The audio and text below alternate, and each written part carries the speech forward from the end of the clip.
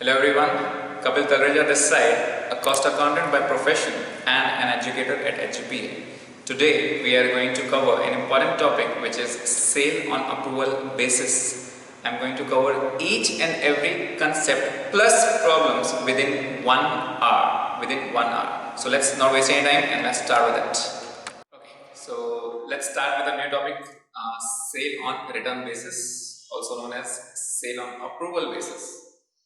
सो जब ये टॉपिक हमारे माइंड में आता है तो this is one of the easiest topic जो हम अच्छे से स्कोर कर सकते हैं बीइंग इन द करिकुलम। तो सेल ऑन रिटर्न बेसिस, अगर जैसे आपको मैंने रेगुलर बैचेस में समझाया भी है, बट स्टिल एक बार हम इस पे और थोड़ा डिटेल डिस्कशन करते हैं। Now sale on return basis it's like हमने माल बेचा, we have sent some goods, हमने कुछ बेचा, बट उसका एश्योरेंस नहीं है। हमने एक पर्टिकुलर टाइम पीरियड दिया है कस्टमर को कि अगर आपको पसंद आए तो आप रखिए, नहीं तो वापस रिटर्न दे दीजिए, राइट। तो इन दैट केस आपके माइंड में क्या घूम रहा है, हम इसको सेल माने या ना माने? सेल तो हुआ है, वो गुड्स भी लेकर गया है, बट पैसे नहीं दिए उसको, पहचान का होगा, या हमारा बिजनेस ही ऐसा है कि हम रिटर्न बेसिस पे लेते हैं कि आप लेके जाओ, पसंद आए तो ठीक, नहीं तो मुझे रिटर्न देना। तो मोस्ट ऑफ द टाइम्स वो अप्रूवल हो जाता है। तो उस केस में अकाउंटिंग पर्पस के हिसाब से आपको क्या सोचना पड़ता है कि हम सेल माने या ना माने।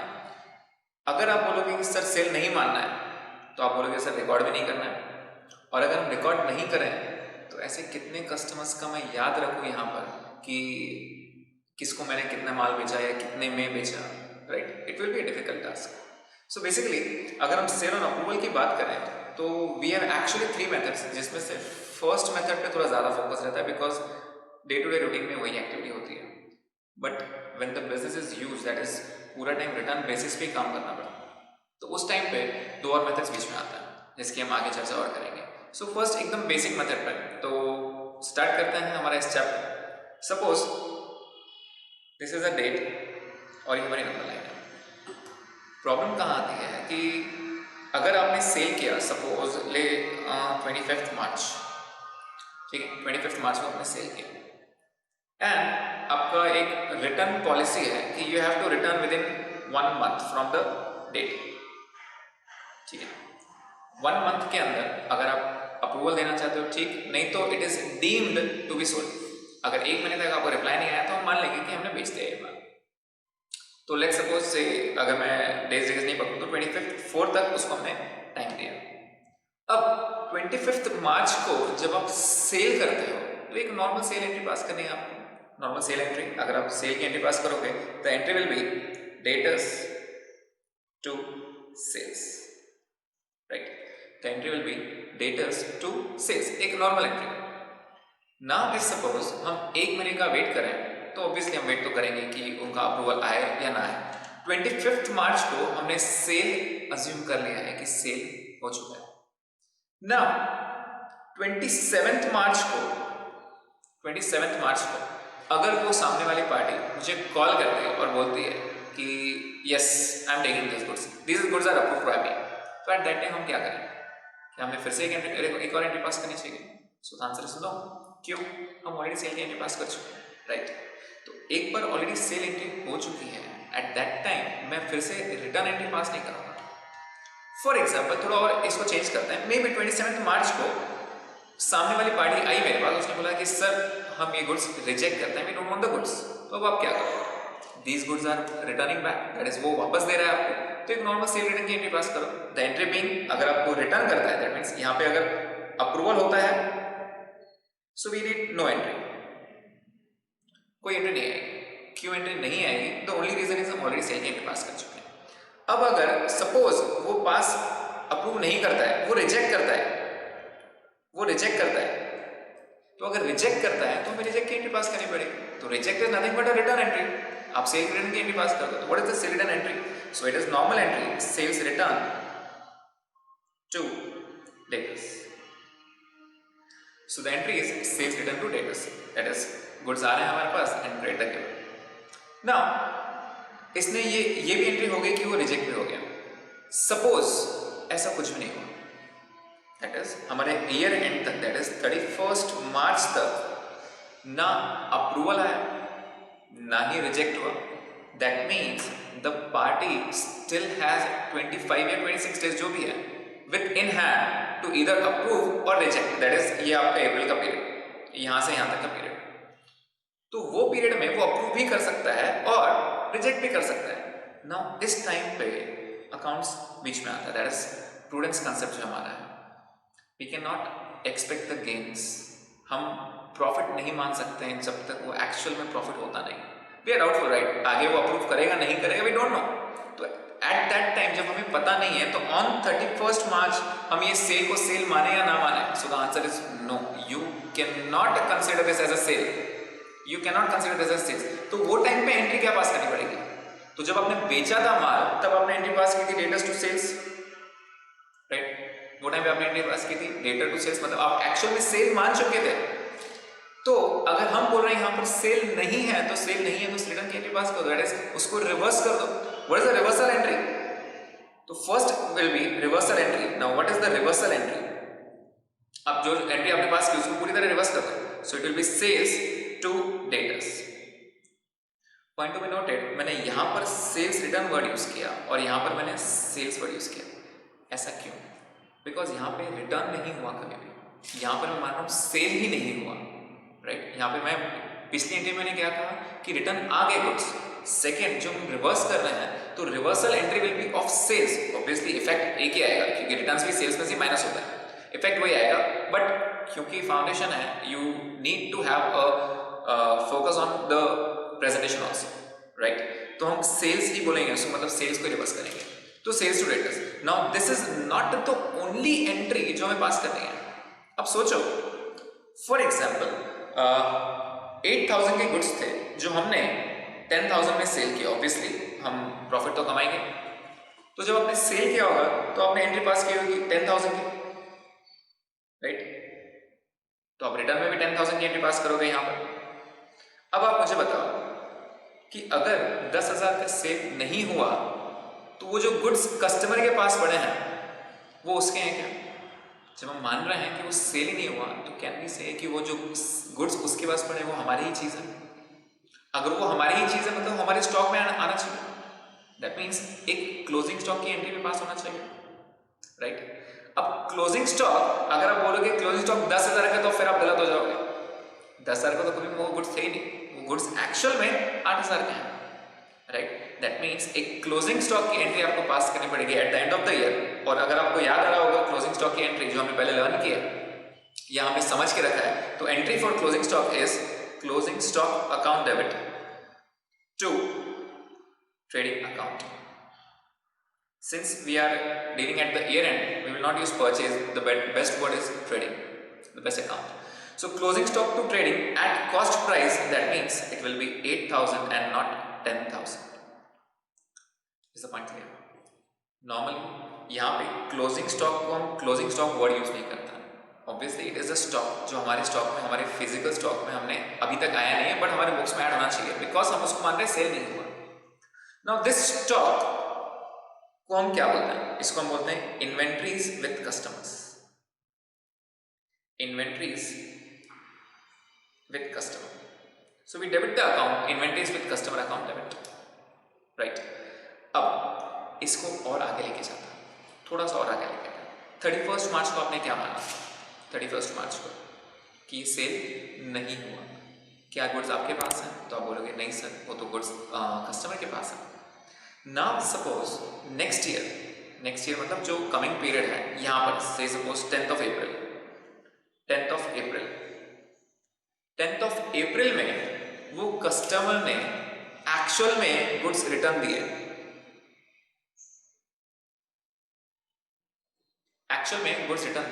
अब आप सोचो 31 मार्च को आपने क्या एंट्री पास की थी? तो आप बोलोगे सर 31 मार्च को तो हमने बोला था सेल रिटर्न रिवर्स कर दो, तो हमने सेल को रिवर्स कर दिया, मतलब आपने माना है कि सेल हुआ नहीं। जब सेल ही नहीं हुआ तो रिटर्न की एंट्री पास करेंगे क्या? ना। तो इसलिए हम गुड्स रिटर्न की इस बार कोई एंट्री पास नहीं करेंगे बिकॉज 31 मार्च को हम ऑलरेडी मान चुके हैं कि वो सेल नहीं हुआ है, तो फिर वापस से रिटर्न की एंट्री पास करने की बनता ही नहीं है। सपोज अगर वो रिटर्न नहीं करता है और 10 तारीख को अप्रूवल देता है कि yes I am keeping the goods are approved by me, तो अब मुझे बताइए कि क्या आपने 31 मार्च को उसको सेल माना था, so the answer is no. अब सेल मानना है या नहीं मानना है, so the answer is yes. तो अब सेल की एंट्री पास कीजिए, तो एंट्री क्या रहेगी, debtor to sales. Is the point clear? So let's prefer. सबसे पहले क्या होगा, तो पहले होगा सेल। सेल कब हुआ, 25 मार्च को। अब मैंने ये टेंटेटिव डेट पकड़ा, इट इज नॉट ऑलवेज 25 मार्च, तो मैं एक अज्यूम कर रहा हूँ कि 25 मार्च को सेल हुआ होगा। आपने एक नॉर्मल सेल की एंट्री पास की होगी जो सेलिंग प्राइस पे रहेगा 10,000। ईयर एंड से पहले, दैट इज 31 मार्च से पहले अगर उसके गुड्स रिटर्न आते हैं तो आप एक नॉर्मल रिटर्न की एंट्री पास करोगे which will be sales return to debtors. Suppose वो अप्रूवल देता है तो अप्रूवल की एंट्री नहीं आएगी, क्यों, ऑलरेडी आप सेल की एंट्री पास कर चुके हो। तो अगर वो अप्रूव करता है मतलब आप बोल रहे हो हाँ उसको माल बेचना है, तो जो कि आप ऑलरेडी बेच चुके हो, दैट उसकी एंट्री पास कर चुके हो, you don't need to enter it again. 31 मार्च तक अगर कोई रिप्लाई नहीं आता है, एट दैट टाइम आप बोलोगे कि वो सेल नहीं हुआ because of the prudence concept. तो सेल नहीं हुआ तो एक रिवर्स एंट्री पास करनी पड़ेगी आपको, तो entry will be sales to debtors. तो आपने जो सेल की एंट्री पास की थी उसको प्योरली रिवर्स करना है। No point to be noted, मैंने आपको कहा था सेल्स रिटर्न वर्ड यूज नहीं करना है क्योंकि इंस्टीट्यूट को वहां पे सेल्स ही चाहिए। It is not a return entry, it is a reversal entry. अब अगर सेल ही नहीं हुआ तो जो सामने वाले पर्सन के पास गुड्स पड़े हैं वो हमारे हैं, तो अगर हमारे हैं तो हमारे स्टॉक में ऐड होना चाहिए, तो हमें क्लोजिंग स्टॉक की एंट्री पास करनी पड़ेगी and that time it will be closing stock to trading but at cost price 8,000 cost price, ठीक है। उसके बाद 31 मार्च के बाद और 25 अप्रैल दैट इज जो अप्रूवल डेट थी उसके पहले बीच में अगर 10 अप्रैल को वो रिजेक्ट कर देता है तो एट दैट टाइम हम रिजेक्शन की एंट्री पास नहीं करेंगे। द थिंग इज 31 मार्च को हम ऑलरेडी रिवर्सल एंट्री पास कर चुके हैं, हम ऑलरेडी बता चुके हैं कि वो सेल कभी हुआ ही नहीं। तो रिजेक्ट अगर करता भी है तो हम सिर्फ उससे गुड्स लेने का काम करेंगे, रिवर्सल एंट्री पास नहीं करेंगे because we have already mentioned that वो सेल नहीं हुआ। अगर वो अप्रूव करता है तो अब हम एक नॉर्मल सेल की एंट्री बता देंगे, that will be all. Suppose 25 तक कोई रिप्लाई नहीं आया, 25 is the last date for him to approve. अगर वो अप्रूव करता ही नहीं है बंदा तो it will be deemed to be approved 25, क्योंकि एक महीने का हमें टाइम दिया था, 25 वाज द डेट। अगर 25 तक उसका कोई रिप्लाई नहीं आता है, at that time we will consider the goods to be sold. Clear point? Okay, तो एक क्वेश्चन करते हैं इसके ऊपर। So you are all requested, जो लिंक में शेयर है पीडीएफ, राइट, इसमें कुछ एग्जाम क्वेश्चंस और एमटीपी मैंने कवर किया इसके अंदर। तो directly come up to question number 2। It is RDP में 2020 क्वेश्चंस, ठीक है। So I am reading the question, please ध्यान दीजिए। Mr. Ganesh sends out goods on approval to few customers and includes the same in sales account. उन्होंने clearly बोल दिया है कि वो सेल मानता है इसको, वो क्लियरली सेल अकाउंट में डाल रहा है, मतलब उसको सेल मानता है, मतलब जब भी वो सेल करता है वो सेल मानता है उसको। On 31st March 2018, the trade receivables balance stood at rupees 75,000. Trade receivables मतलब जिनसे पैसा आना है, जिनसे पैसा आना है, it may be bills receivable, it may be debtors, जो भी रहेगा। Since they have used the word trade receivables, अगर हमें एंट्री कहीं पर करनी पड़ रही सेल्स की या रिवर्सल की, हम वहां पे डेटर वर्ड यूज नहीं करेंगे, हम वहां पे ट्रेड रिसीवेबल्स का वर्ड यूज करेंगे। Since they have mentioned the name trade receivables, आगे, which included rupees 6,500 goods sent on approval against which no intimation received during the year. वो क्या बोल रहा है कि 75,000 के गुड्स थे जो रिसीवेबल्स बाकी थे, दैट इज डेटर्स से पैसा इतना लेना बाकी था, उसमें से 6,500 के गुड्स ऐसे हैं जो रिटर्न बेसिस पे, ऑन अप्रूवल बेसिस पे, और वो बता रहा है कि ईयर एंड तक कोई उसका रिप्लाई नहीं आया है। तो अब मुझे आप लॉजिकल आंसर बताइए कि इसको हमने सेल मानना है या नहीं मानना है। So obviously the answer will be no, इसको हमने सेल नहीं मानना है। आगे बात करते हैं। Mister Aditya these goods were sent out at 30% over and above cost price and were sent to, okay, तो हम सबसे पहले क्या करते हैं, इसका कैलकुलेशन कर लेते हैं। कैलकुलेशन क्या रहेगा? सो it was cost plus 30%, cost plus 30%। तो क्योंकि यहाँ पे कॉस्ट वर्ड यूज किया है, हम बेस कॉस्ट को लेंगे, cost will be 100, profit margin 30%, and therefore sales will be at 130. Now if the sales is 6,500, what will be the cost? We can cross multiply, and therefore it will be 6,500 into 100 divided by 130, which comes to 5,000. That means जो हमने माल बेचा था, जो हमने goods sale किए थे, वो सेल किए थे 6,500 में, जिसका एक्चुअल में कॉस्ट था 5,000. Now this you have to show in working note 1. ठीक है, this you have to show in working note 1. Okay, coming back to the question. तो वो गुड्स किसको किसको बेचे गए थे वो उसकी एंट्री बताना चाहता है. Mister Aditya 3,900 and mister Bakiram 2,600. तो आदित्य नाम से एक बंदा है और एक बकीराम नाम से एक बंदा है, तो total which comes to 6,500, 3,900 plus 2,600. तो जिनको अप्रूवल पे दिया गया था वो उसकी बात कर रहा है, 3,900 और 2,600 की. आगे क्या बताएंगे? Mister Aditya sent intimation of acceptance on 25th April and Mr. Bakiram returned the goods on 15th April. वो क्या बता रहा है कि आदित्य एक्सेप्ट कर रहा है कब?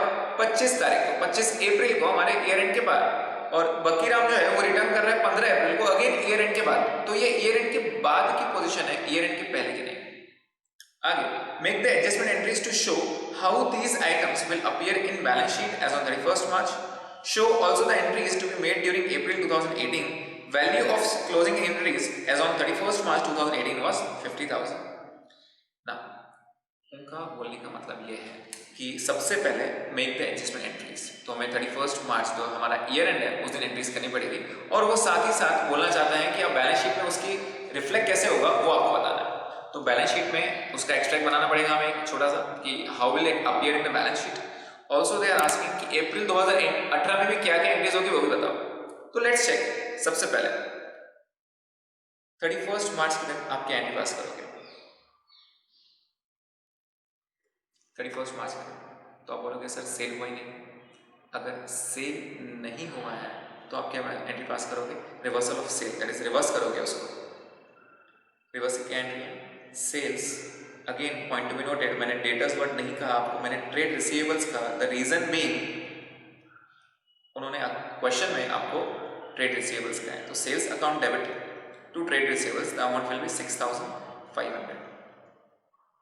एंड देन जैसे मैंने आपको बताया कि ये हमने सेल नहीं माना है. अगर सेल नहीं माना है तो जो भी गुड्स हमारे पड़े हैं वो कस्टमर के पास वो हमारे, अगर वो हमारे गुड्स हैं तो हमारे स्टॉक में ऐड होना चाहिए. तो अगर हमारे स्टॉक में ऐड होना चाहिए तो at that time second entry will be the closing stock entry, और उसके लिए हमने नाम सेट किया था inventories with customers account debit to trading account. इसमें आप रेफरेंस दे सकते हो WN1 का, जो हमने ऊपर कॉस्ट निकाला, इट विल बी 5,000.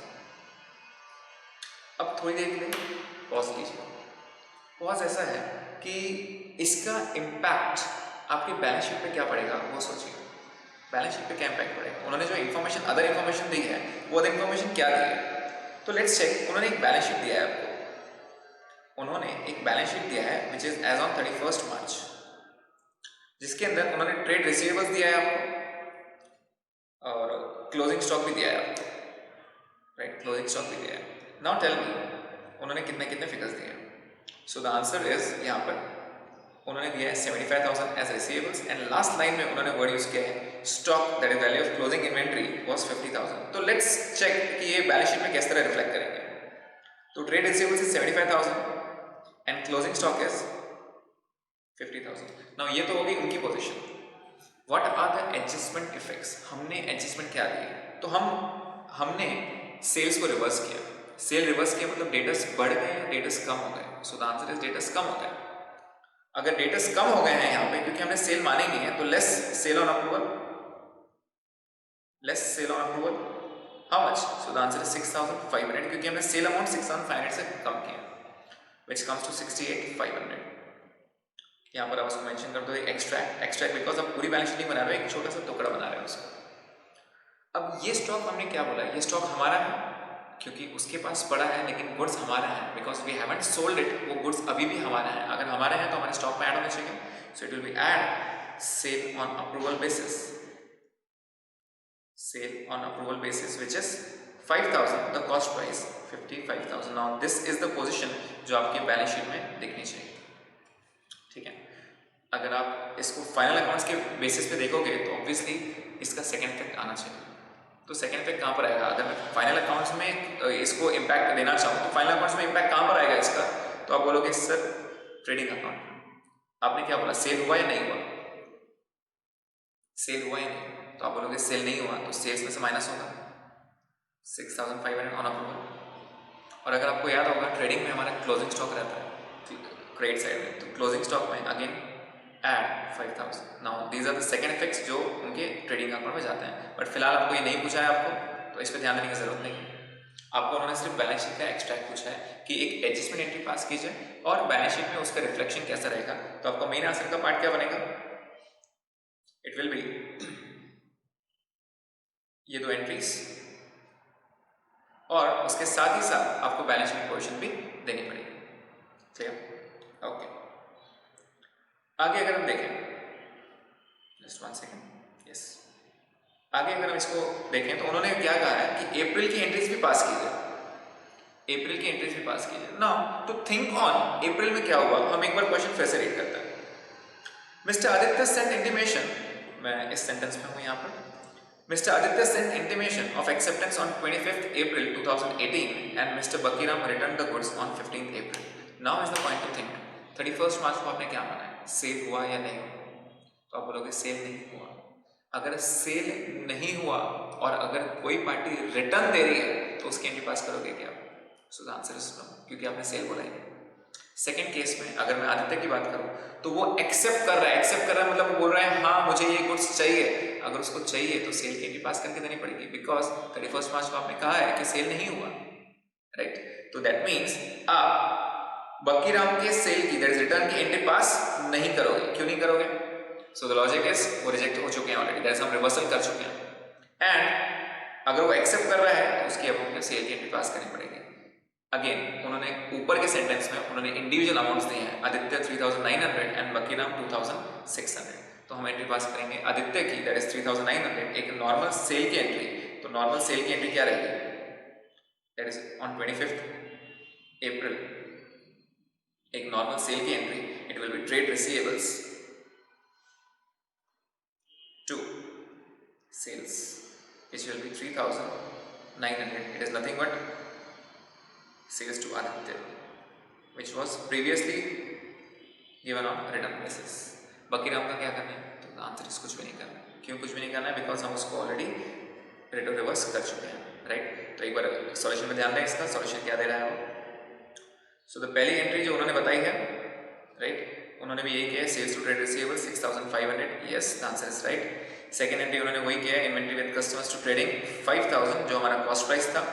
एंड उन्होंने थर्ड एंट्री अगर आप चेक करोगे तो उन्होंने भी यही दिया है, trade receivables to sales 3,900, right.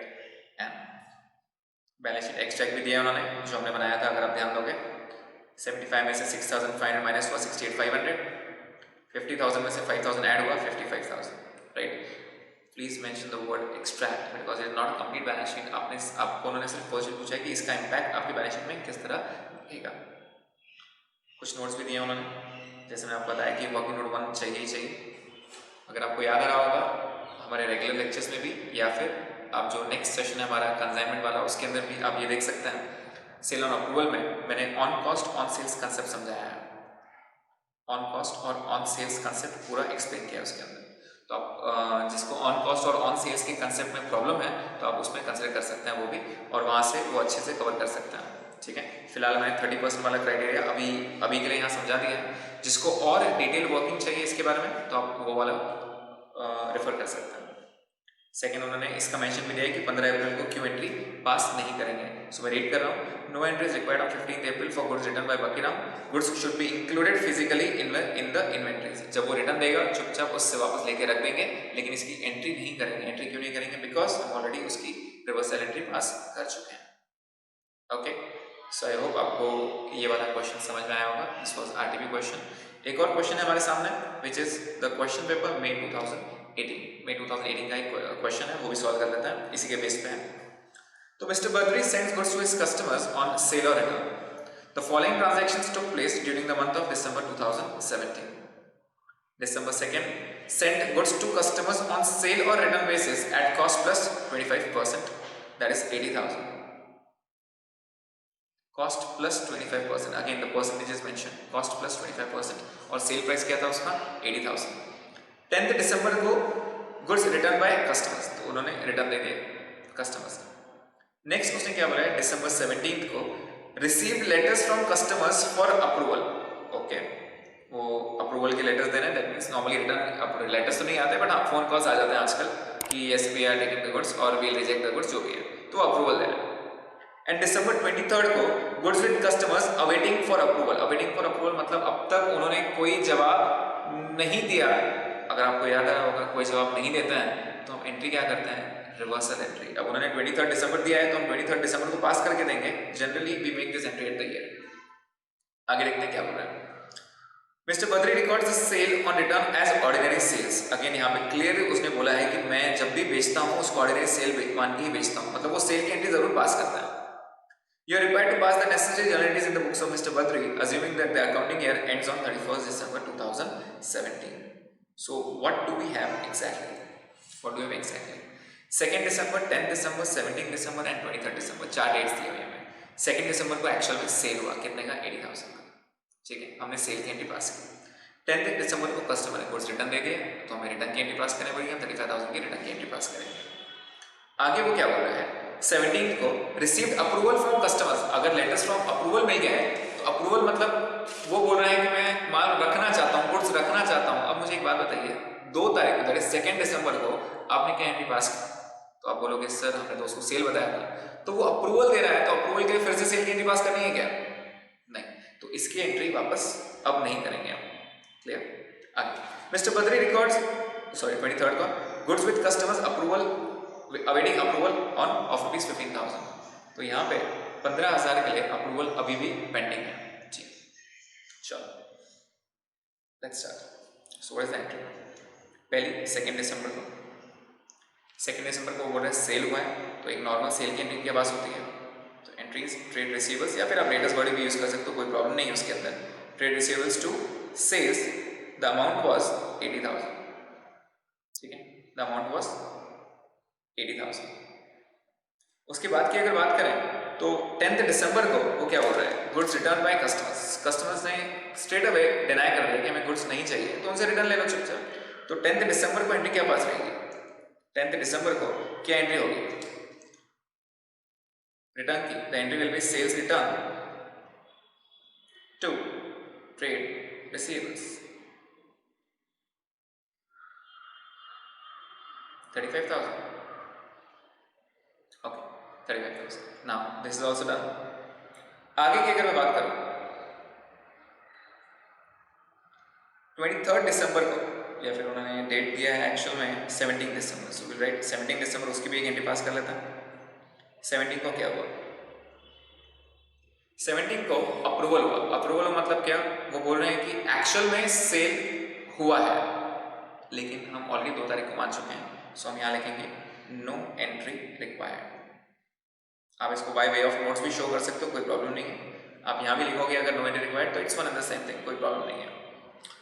23rd को वो क्या बोल रहा है, 23rd को लेट्स चेक. 23rd को क्या बोल रहा है कि goods with customers awaiting approval. अगर आप देखोगे तो टोटल सेल आपने रिटर्न बेसिस में कितना किया, 80,000, जिसमें से 35,000 रिटर्न आ गए और 35,000 जो है वो अप्रूव हो चुके हैं.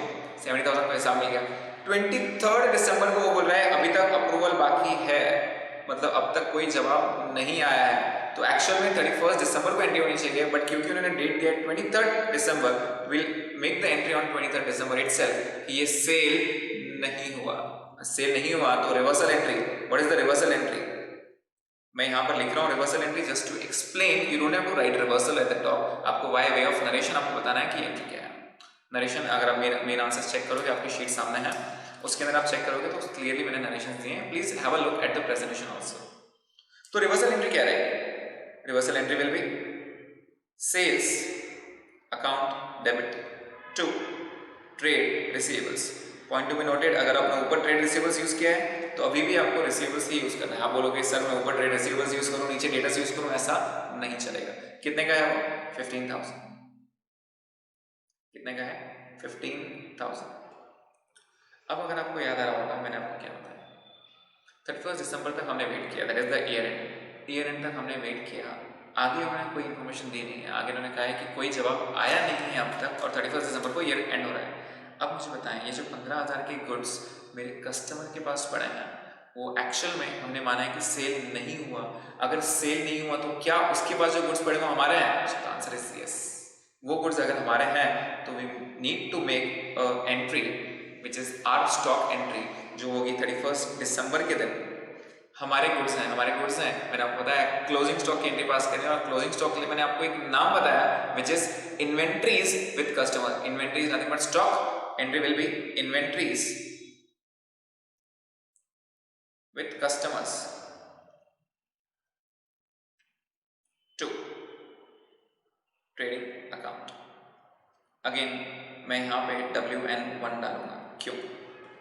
बिकॉज ये 15,000 के गुड्स कभी थे ही नहीं मेरे। 15,000 में तो बेचा गया है ना, जब मैं बोल रहा हूँ बेचा ही नहीं है तो 15,000 के गुड्स थोड़ी हो मेरे लिए। मेरे लिए तो उससे कॉस्ट में मैंने कुछ तो कमाया होगा उससे, वो मार्जिन हमें एडजस्ट करना पड़ेगा। लेट्स चेक द क्वेश्चन एक बार फिर से, उन्होंने मार्जिन कितना दिया है। तो अगर आप क्वेश्चन में ध्यान दोगे तो उन्होंने मार्जिन दिया है कॉस्ट प्लस 25%। अगर मैं आपको उसी तरह बताऊं जो हमने इसके पहले वाले कैलकुलेशन किया, तो कॉस्ट प्लस 25% दिया उसने, कॉस्ट प्लस 25%। तो जो दिया है उसी को हम बेस लेते हैं 100 का। तो cost is 100, profit is 25, so the sale price comes to 125। अब सेल प्राइस अगर आपको 15,000 है तो how much is the cost? You just need to cross multiply। चलो क्रॉस मल्टीप्लाई करना है। So it comes to 15,000 into 100 upon 125 which comes to 455 12,000। Please check, which comes to 12,000। तो 12,000 रुपये आपका ये स्टॉक है जो आपको एंट्री शो करनी पड़ेगी। तो आप जो एंट्री बताओगे यहाँ पे इन्वेंट्रीज विद कस्टमर, आप बोलोगे हमारे 12,000 के गुड्स उसके पास पड़े हैं। It is not 15,000 but it is yes 12,000। तो अब अगर मैं आपसे इंपैक्ट पूछूं इसका इंपैक्ट मुझे बताओ बैलेंस शीट में कहां पर रहेगा, तो आप क्या इंपैक्ट बताओगे? सबसे पहले सेल्स में से, या फिर अगर मैं बैलेंस शीट में हूं तो डेटर्स में से माइनस कितना? 15,000। क्यों 15,000? बिकॉज वो डेटर कम होगा, सेल्स उतना कम होगा। सेल्स में से उतने माइनस करोगे, दोनों क्लोजिंग स्टॉक एक ही है, लेकिन उसके इफेक्ट हमारे फाइनल अकाउंट्स में दो आता है। कहां पर? एक ट्रेडिंग अकाउंट में और दूसरा बैलेंस शीट में। दोनों जगह अब 12,000 और 12,000 वहां पर ऐड करो। Clear point? ओके। तो अब जैसे मैंने आपको बताया था this is one of the easiest chapter. Let's check once the answer उन्होंने क्या दिया है। पहली एंट्री दी उन्होंने trade receivers to sales, yes the answer is correct. Second उन्होंने दिया return inward to trade receivers, okay. Return inward is nothing but sales return. आप रिटर्न इनवर्ड भी यूज कर सकते हो, सेल्स रिटर्न भी यूज कर सकते हो, कोई प्रॉब्लम नहीं है। नेक्स्ट उन्होंने दिया है 15,000 की एंट्री, उन्होंने बोला है कि सेल नहीं हुआ, हमने भी यही माना 23 दिसंबर को, और 31 दिसंबर को उन्होंने माना है कि 12,000 जो हमने कैलकुलेशन किया है। उन्होंने भी यहाँ देखिए नोट 1 दिया है, by way of notes you have to show that ये 12,000 आया तो आया कहाँ से। Okay, so to conclude on, जैसे मैंने आपको बताया था कि एक्चुअल में इसके 3 मेथड्स होते हैं। First is a very casual basis, that is sale on approval. अगर आप देखोगे सेल ऑन अप्रूवल देखोगे तो पहली जो हमने देखा on casual basis. On casual मतलब जो आपने अभी 2 प्रॉब्लम्स देखे, सेल होता है हम एंट्री पास कर लेते हैं बिकॉज इतना याद रहता नहीं है। Second is frequently, and third is numerously. तो इन दोनों मेथड्स में खास करके हम day book that is sales book में, जो हमारी सेल्स बुक रहती है उसमें एंट्री पास नहीं करते हैं, उसका रीजन क्या है? अब एक लॉजिक सोचिए, एक नॉर्मल, अगर मैं आपको थोड़ी देर के लिए एक छोटा सा एग्जांपल दूं कि मैंने सेल किया 2 लाख, और इमीडिएटली 10 दिन के बाद मैं उसको रिटर्न कर रहा हूँ 2 लाख रुपए का सेल रिटर्न। फिर मैंने सेल किया 3 लाख रुपए, फिर रिटर्न आया 3 लाख रुपए, फिर मैंने सेल किया 10 लाख रुपए, फिर रिटर्न आया 10 लाख रुपए। अब अगर आप सोचो, अगर मैं टैक्स पर्पस के हिसाब से सोचूं, एक टैक्स पर्पस के हिसाब से मैं दोनों पॉइंट बताता हूँ, एक जीएसटी पर्पस के हिसाब से और एक इनकम टैक्स के हिसाब से, ठीक है। एक थोड़ी देर के लिए एग्जांपल ऐसे ले लेते हैं। तो आप सोचो कि जो जीएसटी ऑफिसर है, अगर आप मान लो आप ही जीएसटी ऑफिसर हो, तो इतना तो आपको मालूम रहेगा जीएसटी के बारे में। ज्यादा इन्फॉर्मेशन अगर आपके पास नहीं भी रहेगी तो जितना सेल करोगे उस पर जीएसटी भरना पड़ेगा। तो आप बोलोगे यस, उतना तो हक बनता है, उतना सरकार को देना पड़ेगा। अच्छा, सेल्स रिटर्न हुआ तो क्या? अगर सेल रिटर्न होता है तो उस पर आप जीएसटी वापस नहीं लोगे? तो बोलोगे यस सर, हमने सेल किया है तो हमने पे किया, अगर सेल ही नहीं हुआ तो उसको क्लेम करेंगे हम रिटर्न रिफंड का कि हमको सेल नहीं हुआ है तो उतना वापस दो।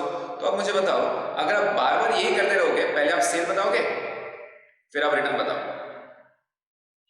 फिर सेल बताओ, फिर रिटर्न बताओ, फिर सेल बताओ, फिर रिटर्न बताओ, फिर सेल बताओ, फिर रिटर्न बताओ, आपको नहीं लगता वो जीएसटी ऑफिसर आपके बिजनेस पे, मतलब शॉप पे आके बैठ जाएगा कि भाई क्या चालू किया है तेरा, कुछ तो गफला है। गफला कैसा है? सेल बता रहे हो फिर रिटर्न ले रहे हो, मतलब हमको घुमा रहे हो आप। इनकम टैक्स ऑफिसर भी यही बोलेगा कि पहले आप बता रहे हो सेल हुआ, फिर बोलते हो रिटर्न हुआ। अगर आप कंटिन्यूअसली, अगर आपका बिजनेस ही ये है, अभी कैजुअल इज लाइक कि हम सबको नहीं देते। आप मॉल में जाओ, अगर मॉल का ओनर आपका फ्रेंड है तो वो एक आधी बार आपको बोलेगा ठीक है यार अभी तू लेके जाओ, बाद में रिटर्न दे देना, पैसे बाद में देना। हर बार मॉल में ऐसा हुआ है क्या? आप ऐसे ही रेगुलर चले जाओ और हर कोई आपको रिटर्न करके देगा? So the answer is no, हर कोई नहीं करेगा।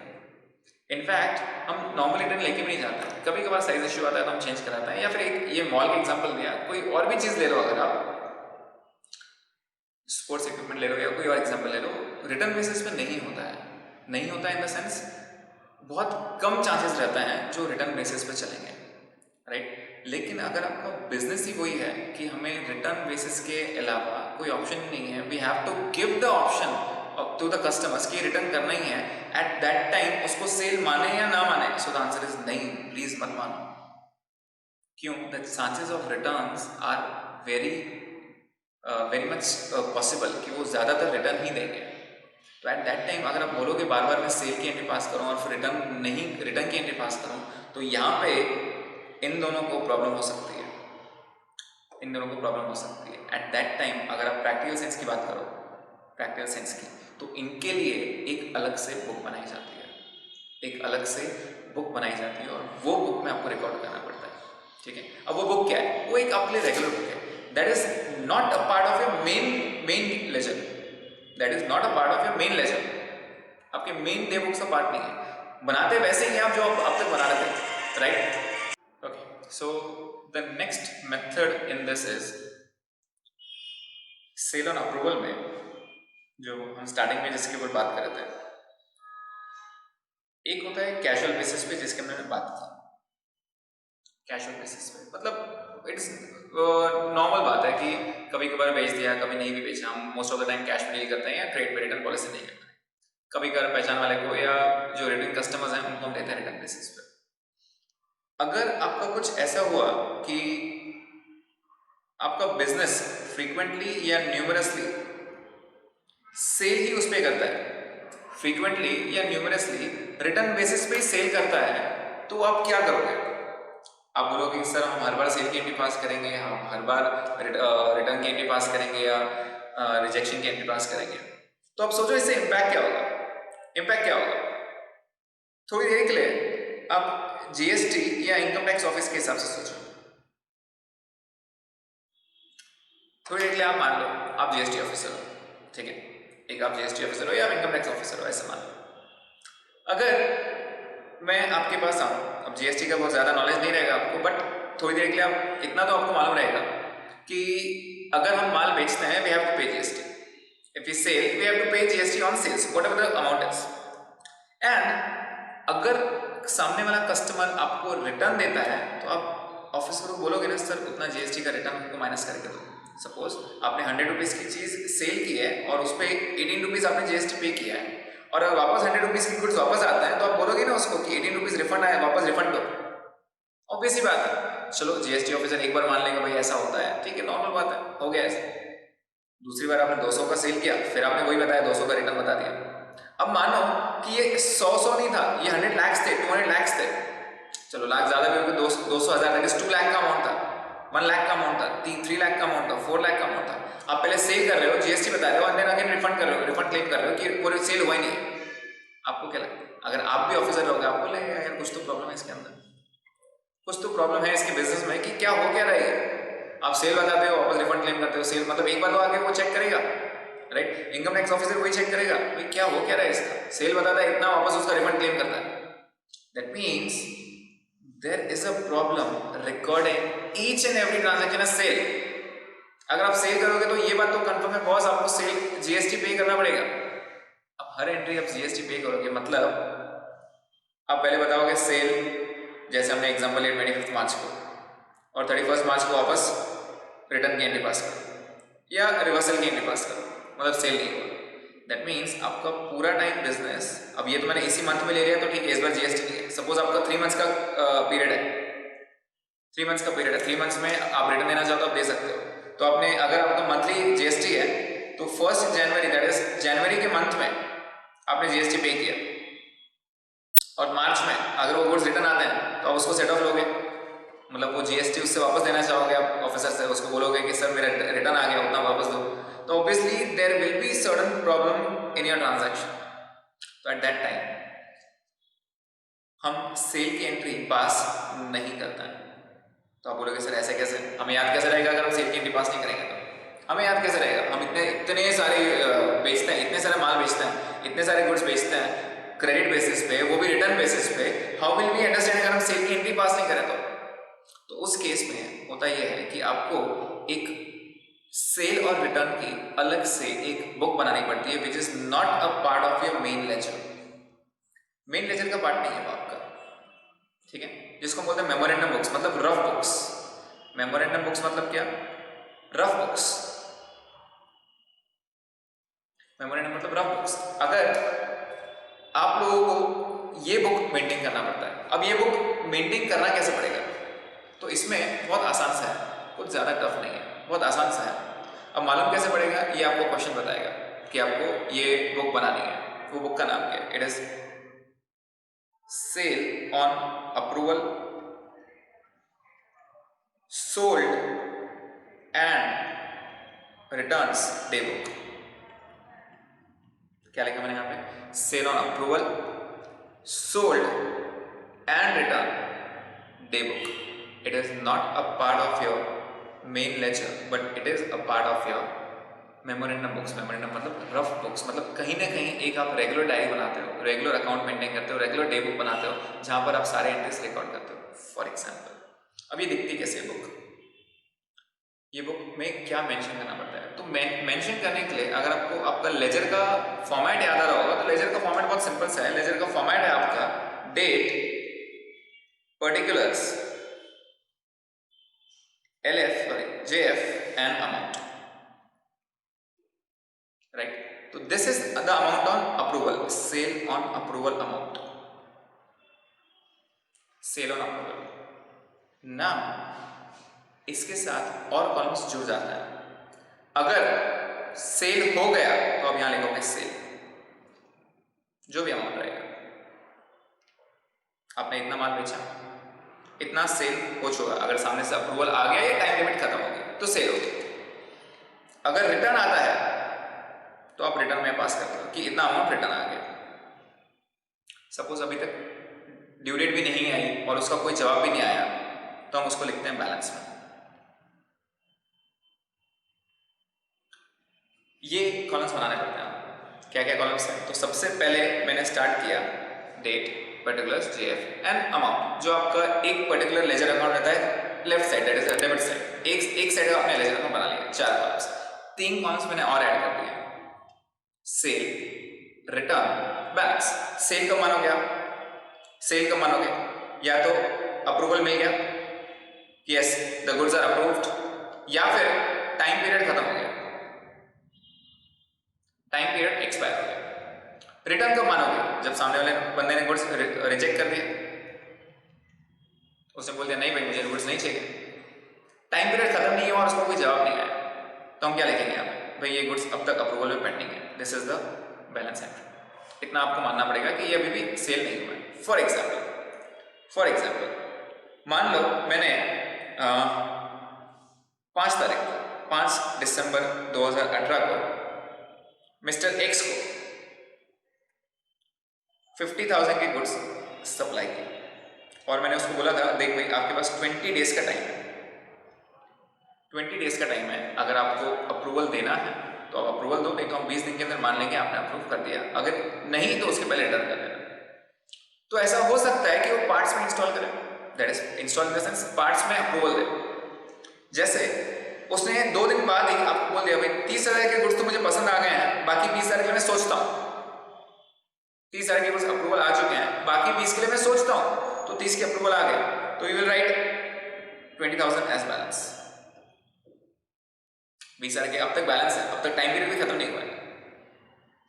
3 दिन बाद उसने सारे गुड्स रिटर्न दे दिया आपको, तो आप बोलोगे कि मेरे पास 20,000 के गुड्स रिटर्न आ गए और बैलेंस अब उसके पास कुछ नहीं है। ऑब्वियसली आप उसी का नाम लिखोगे मिस्टर एक्स एंड जो भी डेट रहेगी वो। ना अब आप बोलोगे सर ये कितने दिन करना पड़ेगा, तो ये आपको एक डे बुक है जो कंटिन्यू बेसिस पे बनानी पड़ती है। कंटिन्यू बेसिस पे जब भी आप एक्स का नाम लिखते हो तो एक्स के नाम पे आपको वहाँ लिखना पड़ेगा कि इतना हमने उसको दिया, इतना उसने अप्रूव किया, इतना उसने रिटर्न दिया, इतना उसके पास बैलेंस बाकी है। ठीक है, ऐसे हर पार्टी का आपको रिकॉर्ड मेंटेन करना पड़ता है। सपोज टाइम पीरियड खत्म हो जाता है, मान लो आपने 20 दिन का टाइम दिया, 20 दिन में कोई रिप्लाई नहीं आया, तो आप उसको सेल अमाउंट में लिख के बैलेंस 0 कर दोगे। क्यों सेल अमाउंट में लिखूंगा? क्योंकि मैं मान लूंगा कि वो अप्रूव्ड है, दैट इज उसका रिप्लाई नहीं आया, मतलब हम मान के चलेंगे कि अप्रूव हो चुका है, राइट। इसके साथ एक और अकाउंट बनाया जाता है जो इनके टोटल्स पे बनाया जाता है। जैसे इन चारों के टोटल्स पे बनाया जाएगा, ये वाले पे, ये वाले पे, ये वाले पे और ये वाले पे। तो ये हो गया टोटल जो आपने अप्रूवल पे बेचा, ये एक्चुअल में जो सेल हो गया, ये एक्चुअल में जो रिटर्न आया, और इसका जो बैलेंस पेंडिंग है, मतलब इसके बारे में कोई जवाब नहीं आया। इन चारों कॉलम्स का, दैट इज इन चारों के टोटल्स का एक अकाउंट बनाया जाता है। ठीक है, इन चारों का एक अकाउंट बनाया जाता है जिसमें हम बोलते हैं सेल ऑन अप्रूवल इतना था, इतना सेल हुआ, इतना रिटर्न हुआ और इतना बैलेंस हुआ। मतलब आपको एट द एंड सिर्फ इनकी एंट्रीज पास करनी पड़ती है। क्लियर है? Okay, let's go for an example with this. एक आपके आरडीपी का एक क्वेश्चन है, we'll read that question and let's check वो बोलना क्या चाहता है। X supplied goods on sale on return basis to customers, the particulars of which are as follows. 10th December 2019, Mrs. ABC Company, amount 10,000, remarks, no information till 31st December. इसका कोई जवाब आया नहीं। ठीक है, 12th को भी सेम है, उसने रिटर्न दे दिया। 15 तारीख को GHI को दिया उसने 12,000, goods worth ₹2,000, return on 10th December. Okay, 20 को उसने सेल किया है 16,000, गुड्स रिटेन किया। रिटेन का मतलब क्या? रिटेन मतलब उसमें बोला कि हाँ मैं रख रहा हूँ गुड्स, मतलब अप्रूव किया। रिटेन मतलब क्या है यहाँ पे? अप्रूव किया। ठीक है, ओके। आगे 25th को Mrs ABC and company 11,000 and 30 दिसंबर को 13,000, no information receive till 31st December. इसके बारे में कोई इन्फॉर्मेशन मिली नहीं है, इसके बारे में कोई इन्फॉर्मेशन मिली नहीं है। इसका अप्रूवल आ चुका है, इसका अप्रूवल आ चुका है। GHI ने 2,000 के गुड्स यहाँ पे रिटर्न दिए हैं और इसने तो आउटलेट पूरा रिटर्न दे दिया है। चलो आगे बात करें। Goods are to be returned within 15 days from the dispatch failing which it is treated as the sales. अगर 15 दिन में भैया आप रिटर्न नहीं दोगे ना, हम उसको सेल मान लेंगे, वैसा बोल रहे। The books of X are close on 31st December 2019। दिसंबर में उसके बुक्स क्लोज हो रहे हैं। अब आगे क्वेश्चन पढ़ने से पहले मैं आपसे ये चाहता हूँ कि 15 दिन उसका एंड कब हो रहा है मुझे वो बताएं। तो सेल कब हुआ? सेल कब हुआ? तो आप बोलोगे सेल पहला हुआ 10 तारीख को, तो 15 दिन नॉर्मली मैं बोल सकता हूँ 25 तारीख का टाइम पीरियड है उसके पास। ठीक है, 12 तारीख को सेल किया तो उसके पास टाइम है 27 तारीख तक। 15 को सेल किया तो उसके पास टाइम है 30 तारीख तक। 20 को सेल किया तो उसके पास टाइम है 4 जनवरी तक, दैट इज दिसंबर के 11 दिन पकड़ रहा हूँ। 25 को अगेन 6 और 9 जनवरी, एंड इसके पास टाइम है 14 जनवरी तक। ठीक है, ये मैंने एक 15 दिन का ग्रेस, मतलब अपार्ट फ्रॉम द ग्रेस 3 दिन मैंने मैंने उसको डेट दे दी कि इतने टाइम तक आपको देना है, राइट। ऑब्वियसली ग्रेस पीरियड हम इसके अंदर ऐड नहीं करेंगे because it is not a bills of exchange या नेगोशिएबल इंस्ट्रूमेंट नहीं है। तो अगर यहाँ तक भाई आपका जवाब नहीं आया ना, हम मान के चलेंगे सेल हो गया, ठीक है। तो पहला पढ़ते हैं 10 तारीख का। 10 तारीख का वो क्या बोल रहा है, 31 तारीख तक कोई जवाब नहीं आया, हम 31 तक वेट करेंगे क्या? आप बताइए, वेट करेंगे क्या 31 तक? So the answer is no. हम 31 तक क्यों वेट करें? Why to wait? बिकॉज हमारी तारीख है 25 जनवरी की, सॉरी 25 दिसंबर की। अगर आपको 25 तारीख तक जवाब नहीं आएगा, हम मान लेंगे सेल, मतलब इसको तो हम कंफर्म सेल मानेंगे बॉस, इसको सेल मानना ही है। आगे की बात करते हैं। DEF रिटर्न ऑन 16, मतलब उसे टाइम पीरियड के अंदर रिटर्न दे दिया तो हम इसको बोल देंगे ठीक है भाई तेरा रिटर्न एक्सेप्ट किया हमने, कोई प्रॉब्लम नहीं है। GHI को हमने माल को बेचा था, GHI को माल को बेचा था, तो GHI का जवाब है 15 तारीख को माल बेचा था 12,000 का। गुड्स वर्थ ₹2,000 रिटर्न ऑन 2012, तो 20 तारीख को उसके गुड्स रिटर्न आए। अब मुझे एक बात बताएं, 15 तारीख को बेचा, 15 दिन का टाइम है, मतलब 30 तारीख तक अगर कोई जवाब नहीं आया तो हम क्या मानेंगे? सेल। अब मुझे बताओ 12,000 की इंफॉर्मेशन में 2,000 के गुड्स को बोले रिटर्न दिया है, बाकी के बारे में कोई इंफॉर्मेशन नहीं है, तो क्या मान के चले हम 31 दिसंबर को बाकी का सेल हो गया, मतलब बाकी का कहना है सिर्फ 10,000 इसके अंदर सेल हो गया। ओके, आगे फिर से 20 तारीख को DEF को बेचा हमने, गुड्स रिटेन मतलब वो बोल रहा है हम रख रहे हैं, तो ठीक है भाई अच्छी बात है, सेल हो गई ये एंट्री। अगेन नेक्स्ट इंफॉर्मेशन भी रिटेन की है, मतलब ये भी हमने सेल मान लिया। आगे 30 तारीख को 30 दिसंबर यानी हमारे ईयर एंड के एक दिन पहले उसने और 13,000 का माल बेचा जिसका कोई इंफॉर्मेशन नहीं है, कोई इंफॉर्मेशन नहीं। अब इसकी ड्यू डेट कब आ रही है? इसकी ड्यू डेट हमारी आ रही है अगले साल में, दैट इज जनवरी में। 31 दिसंबर को हम क्या मानेंगे? ये सेल हुआ है नहीं, सो विल से ये सेल नहीं हुआ। दैट मीन्स हमारे जो डे बुक है उसके अंदर हम एंट्री पास नहीं करेंगे। चेक कीजिए उसमें पूछा गया है the books of X are closed on 31 December 2019। Prepare the following accounts in the books of A. Goods on sale or return, sold and returns day book जो हमने अभी बनाया था, और साथ में उन्होंने बोला है गुड्स ऑन सेल और रिटर्न टोटल अकाउंट। जैसे मैंने आपको बताया कि टोटल का एक अकाउंट बनाना पड़ता है, तो टोटल के बेस पे एक अकाउंट बनाएंगे। लेट्स चेक टोटल के बेस पे क्या अकाउंट बनता है। सो मैं डायरेक्टली आपको सॉल्यूशन पे यहाँ समझाने की कोशिश करता हूँ, प्लीज ध्यान दीजिए। मैं आपको ऑलरेडी समझा चुका हूँ, जहाँ पर मैंने सिर्फ आपको एक डेट का कॉलम भी बताया था, उन्होंने डेट का कॉलम भी ऐड किया। Just check. तो पहले 10 तारीख को आपने सेल किया मिसेस ABC को, ठीक है, सॉरी यहाँ चाहिए था LFE, सॉरी। आगे 10,000 का सेल किया। अब 10 तारीख को सेल किया, 15 दिन मतलब 25 दिसंबर कोई जवाब नहीं आया। 25 दिसंबर को हम क्या मान के चलेंगे? ये आप चेक करोगे सोल्ड कॉलम में उसने 10 तारीख की एंट्री पास कर दी क्योंकि कोई जवाब नहीं आया। आगे दिसंबर 12 हमने सेल किया 15,000 DEF को।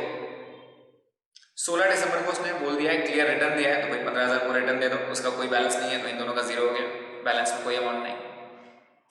GHI 12,000 का आपने सेल किया, ठीक है, और उसने जवाब दिया है कि 2,000 के गुड्स वो 20 तारीख को रिटर्न दे रहा है, 20 तारीख को 2,000 के रिटर्न दे रहा है, तो आप चेक करोगे रिटर्न कॉलम में 2,000 है, ठीक है। बाकी का 30 तारीख तक कोई जवाब नहीं आया, 15 दिन के टाइम पीरियड में हम मान के चलेंगे बाकी का सेल हो गया, बाकी का इस 10,000। आगे DEF और ABC दोनों को उसने बोला है कि 16,000 और 11,000 का जो सेल हुआ है वो अप्रूव हो चुका है। अप्रूव हो चुका है मतलब उन्होंने रेस्पेक्टिव डेट्स दिए हैं, 24 दिसंबर और 28 दिसंबर को वो उन्होंने अप्रूव कर दिया, रिटेन किया मतलब अप्रूव कर दिया, तो उन्होंने सेल किया, हमने सोल्ड कॉलम में उसको लिख दिया। आखिरी का अगर मैं बात करूं 30 दिसंबर की, हमने सेल किया 13,000 अग्रीड। आगे वो बोल रहा है कि कोई जवाब नहीं है, मतलब ना रिटर्न आया है ना सेल आया है, तो हम बैलेंस कॉलम में लिखेंगे इसको 13,000, ठीक है, 13,000। Let's check the totals. तो हमने यहाँ पे टोटल्स दिए 13,000, 17,000, 47,000 एंड 77,000। क्लियर? अब मुझे बताइए जब सेल होता है, सेल आपके डेबिट बैलेंस है या क्रेडिट बैलेंस है? तो आप बोलोगे सर सेल तो हमारे लिए हमेशा क्रेडिट बैलेंस होता है, क्रेडिट द इनकम गेन और प्रॉफिट, सेल्स हमेशा हमारे लिए क्रेडिट बैलेंस होता है, तो ये 77,000 का क्रेडिट बैलेंस रहना चाहिए, जिसमें से ये 47,000 सेल हो चुका है, 17,000 रिटर्न आ गया है और 13,000 अभी भी बैलेंस है। बस आपको उसी को अकाउंट में बताया उन्होंने, जस्ट चेक अकाउंट कैसा है। तो आप चेक करोगे सेल ऑन अप्रूवल कितना किया उसने? 77,000, ठीक है, जिसमें से 17,000 रिटर्न आ चुका है, 47,000 सेल हो चुका है और 13,000 अभी भी बैलेंस कैरी डाउन है। I getting the point? तो इस तरह इसको रिप्रेजेंट किया जाता है और एट द मंथ एंड एक ही जर्नल एंट्री पास करते हैं। कौन सी? इस सेल की। इस सेल की हम एंट्री पास करेंगे कि इतने का माल हमने बेचा। आपको रिटर्न की एंट्री पास नहीं करनी है क्योंकि आपने एक अलग से डेमो बनाया which is part of your memorandum. ठीक है, तो आप एक नॉर्मल 47,000 की एंट्री पास करो सेल्स की, और सेल्स की एंट्री रहेगी आपकी trade receivables to sales 47,000। That's it. Point clear? Well that's it for today. इसके अंदर आपको फिलहाल सिर्फ इतना ही सीखना था। आई वुड सजेस्ट कि आपको सेकेंड और थर्ड क्वेश्चन पे फोकस करना चाहिए। आई अगेन रिपीट, आपका on cost on sales concept जिसका भी क्लियर नहीं है वो हमारे कंसाइनमेंट का सेशन चेक कर सकते हैं। कंसाइनमेंट में पूरा दिया हुआ है एंड मैंने उसमें अच्छे से एक्सप्लेन भी किया है। ऑल्सो अगर आपको स्पेसिफिकली कोई चैप्टर रिवाइज करना है या कोई चैप्टर में स्पेसिफिकली कोई डाउट होता है तो आप नीचे कमेंट सेक्शन में कर सकते हैं। I will be ready to help. मैं सबको हेल्प करना चाहूँगा और सबको एकदम अच्छे से एक्सप्लेन करना चाहूँगा उस पर्टिकुलर टॉपिक के बारे में। ठीक है, that's it for today. Thank you.